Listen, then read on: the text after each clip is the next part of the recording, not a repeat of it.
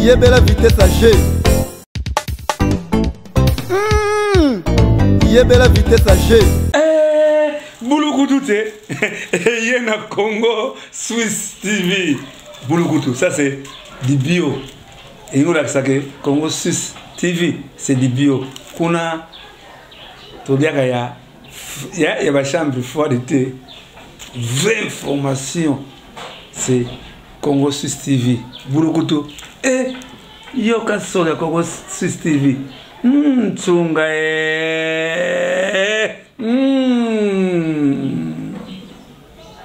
Bana kini, bana poto, wapi partout, bisika bozali, vraiment site na bino yangoyo. Site site malonga, Congo Swiss TV. Mon côté et kokani na yango. Donc mutu nyonso poto koyoka basolo kitoko, okolanda basolo kitoko, bemiswa kitoko, ya bino yangoyo. Donc musu se zati. Donc beaucoup senti bilingue nango, beaucoup découvrir ma solo belé, beaucoup mona makabo belé donc c'est pour sabino et longola bino ma souci banine donc si tu nabino yango boyo ki yango hein bisous bisous bisous bisous bisous bisous bisous bisous bisous bisous bisous. Oui bana poto bana bipa union saison bino bolanda biso vraiment vous avez zabete bolanda Congo Swiss TV. Yango ne peneza masolo ya malonga eza na makambo pene ya malonga na kanti boza décider hein Congo Swiss TV hein Congo Swiss TV na gangi bafwe yongo mbio muntu. Beaucoup amis internautes, encore une fois de plus, c'est bel et bien moi, votre humble serviteur, Junior Moyowa Bouloma la tunique de plusieurs couleurs. Dans le cadre de cette très belle émission Carrefour des Étoiles, je suis là avec l'un de mon confrères au nom de Ken Piana. Ken Piana Oboebi Akenda Sango. Ken Piana Obo Treta Kaina Bandenge Nabino Bamsubalo Barake. Il parle trop Bamsubalo Barake Abimisaka ba vérité. Bamsubalo Barake Azana Ekola Zakari Barabas Bamsubalo Barake Azan les corbeaux et les renards. Et nous sommes là avec lui. Naende Tozo Betama Solo parce que sa barre d'aujourd'hui, vous le savez bien que Ken Piana na Blanchard Mosaka Wenge BCBG couteau tiré. Toebite Zanini. Ken Piana na général Defa Toebite Zanini. Ken Piana Tomona qui Freddy Akimba sali ba émission pour na kota kine Ken Piana Zanini. Loko la télévision et la radio te tozo panzante ensemble na Ken Piana mbote Ken. Ouais mbote na pesi pe mbote na batutu bazolanda biso. Oni santé. Santé pepele. Mbena fali dans les bons. Non, santé pepele moni ba biso ozolo ba santé za bien. Otali mutangwa tika rape moi mandefu. Mandefu pe laksaka santé a mutu za bien. Soki moni papa moko boye atika ka mandefu ko late. Papa na se kaza suspect. Papa on a. On comprend déjà. Yo ibike boyiki ba kanelio na kitambo. Soko moni papa moko boye chaque fois alukaka ka mandefu ne faraza ngo ko makovoka. C'est qu'il faut comprendre que azobanga batu ba comprendre que mandefu ne anese comment pembe mandefu ne se comment yabampaka. Il paraît aux Aramona Soda. Mais oui, bien sûr. Il paraît aux Anécola Zakari. Mais oui, bien sûr. Mais Zakara Zalé Soka Otake Mutifalo Bake Nanyoyo. Mais comment ça fait-il Ken Piana Azobanga? Ngana lobby retourner nga makambo santé na lobby soko moni natiki mandefu boye. C'est que santé nanga eza bien. Merci beaucoup, amis internautes. Là, déjà, je fais clin d'œil à Aristote Saïd, l'international. Balobi dissipé d'ici là, na 4 équipe nationale. Et clin d'œil aussi à frère Rodrigue Moke Balobi, Moembi Nankolo Ken Piana. Qu'est-ce qui se passe entre Yona Blanchard Mosaka? Toebi Kena âge, Mosaka Aza est né. Yoza journaliste et Yaza porte-parole, mais couteau tiré, Zadiani. Non, na pese ba respect belé wana za vient na biso ya kitambo aza vient na biso ya kitambo nga za na problème moko te mozo démarrer bon moni ye nga soki na lobi na manqué ye batu ba mona nga impoli ba ke nozo manqué mutu akoki obota même papa abino et ça la peine bien te quoi mais nga répondre Blanchard Mosaka na âge na bota papa abino. Mon a respect au papa chéri pesa gete. Papa chéri mon a gete ke papa. Que o papa na biso malgré ça la ba délire. Ya mon a présage même pia na moyen a corriger ezalaka ta obanga age na ye amaso na bina bando corriger papa ezaneti na corriger papa botanga yango moni batikelake liberté siko baroger ngandu comme bana mike yango mona roger ngandu ananjaka na buzoba te po papa shege obete gazima mbala moko. Mais yo lobi Blanchard Mosaka aza roi papa ya papa chéri. Tu crois que Blanchard Mosaka aza plus âgé que Jules Cubens? Na musika ya makasi tika boye koke c'est que yo zo sala semblant yo tu na ba question na mutema no yebi mais zo sala semblant bozala clair et to sala émission zala clair. Mais Blanchard Mosaka pe na part na e boaba na kitambo Blanchard so koti parler na e confort eza Blanchard akende États-Unis mais yo au betara Afrique du Sud moke boye mais ye quand même anyata poto original poto. Est-ce que na grossa la pena concurrence na père na grossa la concurrence na mutu o acha vita bi na 1995 mais ba 1995 wana biso tozana na ba école primaire est-ce que acha déjà vita bi na ba âge wana zobeta na iskitambo zobeta na iskitambo acha vita bi na 1995 ngana za na école primaire. Siko yo lingo sa sanga na concurrence ani ngata eza na mulai mais ye petan ezate ken piano zo kolisa Mosaka boende nini na 1995 wana kaka bafali bana na bapale wana Mosaka déjà za Mosaka ozo comprendre etala siko ba niveau yo za mwana kitambo à l'époque wana Mosaka zalaki appelé na vrai nom na e vrai nom na ena. Non, nga zobeta lisoloka ya Mosaka c'est tout. Ko bi sanga makambo ba yo pe ba otanga kombo na oti ba bi yo diembela na kombo ya mpiana. Otambo na kombo ya papa. Yo ero ye ozotuna nga ba question tuninga na kombo ya mutu nini? Otuninga na kombo ya Mosaka te yo tuninga lobi Mosaka nda sala ba blague. Nga na répondre na Mosaka sikolingi olobi sanga ba kombo pourquoi? Mais kasi yo boye pe bango pe kuna ba oloba ke yo soki problème eza parce que olongo la kombo na ya piana ota kombo na vrai non na donc ina Congo mobimba mutu kombo piano ezala kaka papa chéri jibe piano selon bango ba bi yo ba ebi ona kitambo menga na comprendre bango te nazo comprendre bango te o mona te que za question moko terre à terre on na ko répondre ko to jamais tina okufa. On n'a pas répondre jamais tina kokufa. Pour Mosaka ba tambo batika loye ba ote wa levena. Oh bon ngande na bona bisa ko na binga na mwana kitambo. Ngana mutu mobo mwana soda bana ba soda bakola ande na baka militaire we bien ngote. O ngana mutu wa communauté o akola na quartier te biso to bana ba soda.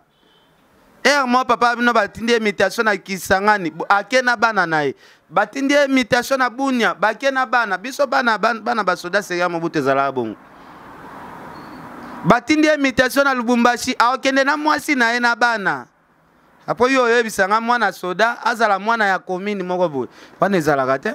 Ken piana, est-ce que koza mwana soda eza synonyme ya ozala malbouche ou comment? Non, kozala mwana soda eza kozala malbouche te mais mwana soda za rappel clair, misu clair.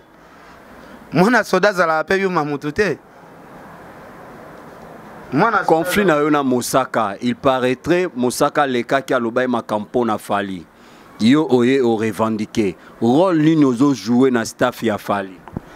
Non, naza na conflit na Mosaka te. Mosaka azali papa na biso oyo azo créer ba guerre moko boye eza na fondima te.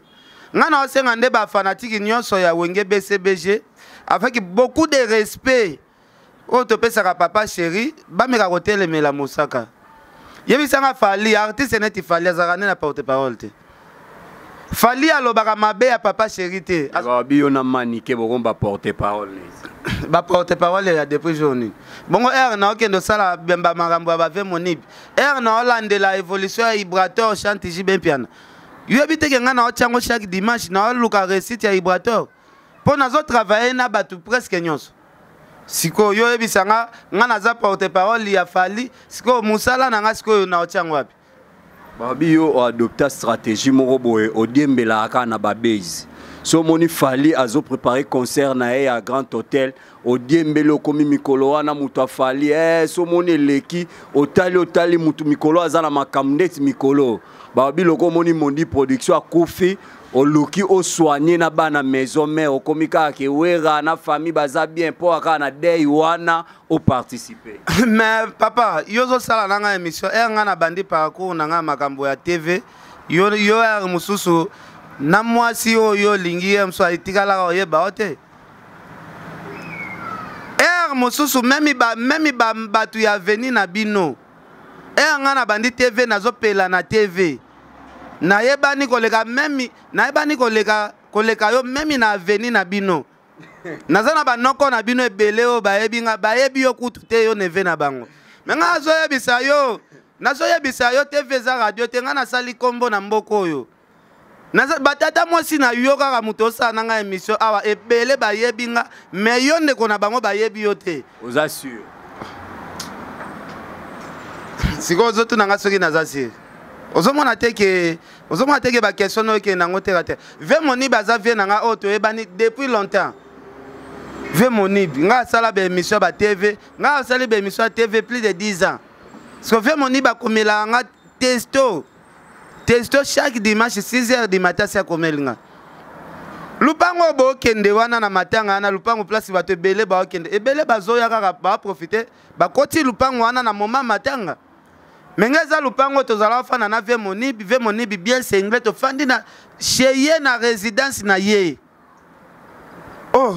nga na yabi bakombo ebele ya bamusicien ya wenge musique ya maison mais na biro ya ve monibi kuna place côté ezala côté deuxième na biso ezala côté azando wana kaka même couloir wana biro ya ve monibi ezalaka wana place ba passeport ya bamusicien tout ya wenge musique ya maison mais ezala la wana est-ce que yo yebi lisolo wana sikoyo vie na ngai ya maboko pete maboko banki neti ve monibi bongo akufi vie azalaka na problème na bengi apesa nga solution mutu mwa sans polémique azala linga interview te azala linga ba micro te so na liwa na ye bozokende kotisa potopoto alingana loba ekomi no Ken Piana asombaka makambo nazoloba ba réalité namonaki yo pe okenda kotia désordre kuna na famille wana mais oui boza parmi ba journaliste liboso bokenda kotia potopoto. Merci beaucoup, nous sommes là avec Ken Piana, vous le savez bien qu'il a toujours l'habitude de dénicher, de vomir tout ce qui est dans son ventre. Nous poursuivons, là je fais clin d'œil aussi à celui que j'appelle Sylvie Kabea, maman sociale Balobi, Motema papa Dideka Songo, et big up aussi à toi Kouloutou Magela. Là je vois encore Eric Lema, la haute couture. Merci beaucoup à Adri Chamoto, maître Beba Zibeba, Ken Piana, Tobeta Mwali Solo, Bato Poto Babengi Bengi Ngai. Pour Tunanga, Botuna Ken Piana, qu'est-ce qui se passe en réalité entre Ken Piana et Defao? Defao a papa par rapport à âge naïe. Na devie li solo te basije zebele. Basije zebele te. Ce qui va reprocher yo, au sauter li solo, kosi batuneti vope sambote pour changer sujet. Bino bocha. Bon comprendre Ken Piana. Pourquoi yo lingi ba reprocher ote? Yo lingi kaka o longola ka poti o eza na miso baninga ya yo moko zobo ya balonga po. Reprocher ngai. Bino bokyo tia ba désordre kuna bozoluka bocha division ya famille avec mon bina wenge musique à maison mais yo zalaki parmi bato mema caméra bato libosoti. Principe mon journalisme et lobby, mes propos m'engagent. Oui. Tout ce que les grands frères avaient dit, ils ont engagé. Grand frère, on a salle l'interview, il m'a dit ceci. Bato bakendaka ko senga bambongo na ba bureau na kombo biso to famille à pauvreté. Ba senga na kombo monib te na tunie na obi depuis que vie monib alay malade. Banane na banane bayaki. Abia monaki présence ya héritier Watanabe. A monaki délégation ya BCBG. Mais son a tourné na bi bongo wera son na bi wera atika le mona été banda moni balé malade atika li pe koyokate.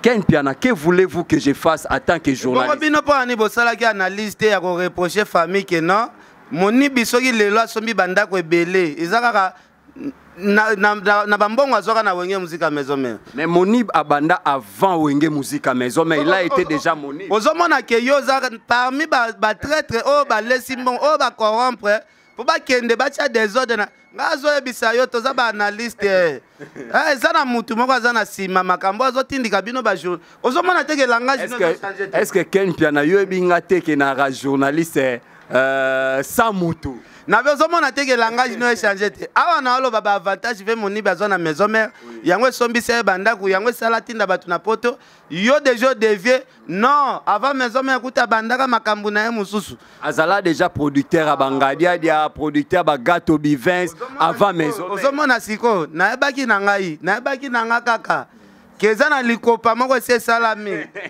Merci beaucoup Ken Piana. Ken Piana toko ta dossier à Depsi de Fao. Conseil les 10. Na monaki Freddy Akimbe même a intervenu pour na koyebiso que de Fao aza camarade na yote. Ça se dit que ce binonio so boké libanda bat bokenda Kenya c'est de Fao qui vous accueille. Nanda kuna héberger allié sur makambunioso. Mais qu'est-ce qui fait que Ken Piana aba no finga de Fao a traité de Fao de tous les mots? De un an nga finga na mutute.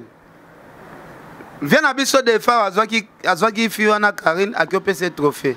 Nga telemelaki tout juste trophée o ya pese Karine. Viens de Fao aza journaliste était, aza juriste était. Dans la telemelaki na makambo trophée, à part trophée c'est tout. Après na yeko telemela question oyo Karine atunaki vie ndenge nini otiaka mwasi na ndako te. Yango na lobby wana eza question ya ko intoxiquer batu. Biso nyonso toyebi vie de Fao très bien.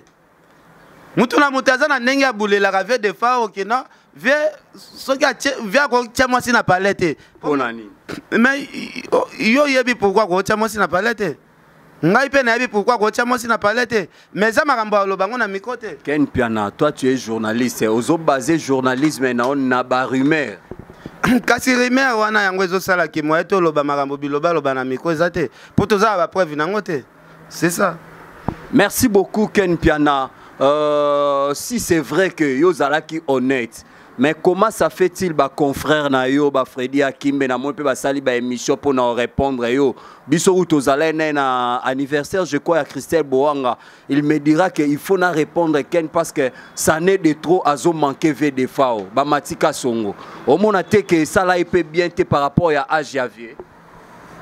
Freddy Akimbe il faut aluka entraîneur moi bando c'est sport pour les boumouana vraiment na habité. Boumouana vraiment na habité. Dato sauter na solo solo po na ta la mutango ndenga za na pese réponse to sauter ka li solo azandeni ya lobi aza président ba syndicat donc au tie to tie te na ko répondre na bato msusu Freddy Akimbe te mutazo peser bongo na aja muki azo peser makasi bongo. Merci beaucoup, amis internautes. Nous poursuivons. Là, j'ai dit encore un grand merci à Komanda Bouchiri Balobi, il y a Maman Monique Kounana Suisse na Lausanne. Et grand merci aussi à Franck Massaka. Et sans oublier l'artiste international Pati Libondance. Et aussi Namoni Ken Piana. Tobe Tama Solo. Parce que émission Zayangai. Ba question eza ngai ba réponse eza ya yo Ken Piana na ngape mabete na mono ka chaque jour soki mutakio sala image pas fait mon nibi kuna ba kutaka yo pe na kacha ba ozoza na pala na chaque jour donc ozana éclaireur moko batie Olande l'évolution nyonso tout ezoleka kuna ba problème ezatenga na kota na makambo. Merci beaucoup Ken Piana. Koffi Olomide aujourd'hui interpellé la justice française pour na makambo o biso nyonso toyeba. Que dis-tu par rapport à ça? Papa, Koffi so koti makambo na ezala compliqué. Na yo beta libakubo mandat d'amener el sous-souté. Comment d'ailleurs Moupanza Falit? Quand on parle de Falit, on voit Koffi Olomide. Papa, nga makambo Koffi Olomide za kawate. Nga i makambo ya ko muta Koffi, nga za muta Koffi te. Naza muta Koffi te papa. Moza muta Falit. Bongo Falit nde Koffi, Falit za Koffi te. Karine Mokonzi, héritier Papouche, fait rigoler papa. Na lobi bongo pona nini? Lobi bongo pona nini? Falit na Koffi égale 1. Est-ce que Koffi na Falit soki ba solo la ndenga ina bimaneti ngulu mo nake da batu nyoso Falit zo solo na bango ifuna komisa bango papier. Mais au moins, bon entretenir la relation bien. C'est pareil avec Karim Okonje son papouche. Fali na Koffi Olomide bazo solola eza papa na mwana. Aza reconnaissant Koffi ndabimisa ye. Est-ce que relation na bango na okendo kota ngo pona nini? Est-ce que relation pe ndenge bazongani? Est-ce que Koffi azolinga ye na mutemo akati? Toyebi pete. Voilà, mwana kota ngo eza pete. Ken Piana. Autrefois na sala no émission Boutara Free du Sina Karim Mokonzi. Même acte Karim Azwaka trophée ba mérito Azwaka na Afrique du Sud et na Alexis na RTGA. Ken Piana, tu as été contre lobby que Karim a eu trophée à Kindumba na Afrique du Sud, les ans ont été trophée à Boy. Karim, le même Karim a kepa adepsi des fois a payé trophée. Yo lobby que des fois azani misi azani ni porté pas ni juriste était. Boy, tu ne vois pas à d'autres termes monsieur Batali aux animés na mauvaise cœur ou bien jalousie vis-à-vis à Karim. Bon, Karim est ce qui a mérité à Babiloko, il fallait abandonner la mona en akin. Tout le monde n'a pas abandonné ce trophée, libando bandozona nous et belé na on akin. Yo quand si na base place au salaire makambango place fondation na yo ya ba faire na yo ba reconnaître yo te mbalamo batalibanda bando reconnaître. Sko bon pour na yo lelo bazui trophée ya meilleure chroniqueuse ya RDC Bape Bazi Karine Bape si trophée. Yo kozala d'accord ou pas? La question ça nga ba réponse ça. Quand c'était malgré ba question ça yo ba réponse ça nga. Nga pe na journaliste muto yambi aza musicien te. Est-ce que yo kozala aujourd'hui oza invité na ngai? Neti lelo soki bazui trophée, mutu mo ba bi a ken na sali si trophée, yo na bi misayo meilleur chroniqueur ya RDC Mobimba. Non c'est papa bomba na trophée wana. Oza moment bi misanga bongo te. Ponana na ba conflit ya bato belé, naza na ba c'est la te na yebise na bi naza na ba ke se belé on na kota ka teto be bana. Ozo mona te ke ROP sanga trophée o luka guerre. Ngai moko pe na mono pe singa trophée ya tricage. So yebise ngai kutu na guerre na ba ke se msumi balé misatu. Bon Karim pena ya ba orchestre nyonso to ya Congo. Ya tikala kana trois orchestres. Nina. Chez papa chéri héritier d'affaires. Oh nyonso tikali donc nyonso tikali conflit c'est conflit. So mutabongo vient na biso de fao. À quel autre trophée au PC. Merci beaucoup. Nous chutons vers la fin de cette très belle émission avec Ken Piana. Des pianos. C'est un homme de franc-parler, c'est-à-dire sur les Kamboza à l'Obakanae. Azateko à l'Obakana Simamuto à l'Obaka devant la caméra.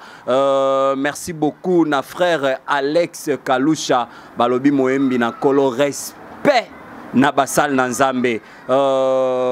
Ken Piana.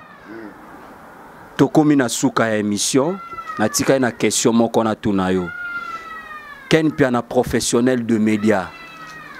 Ken Piana aujourd'hui azako est vrai na ba télé analogique na biso na Direct TV ya honorable Zakari Baba ce que je salue en passant.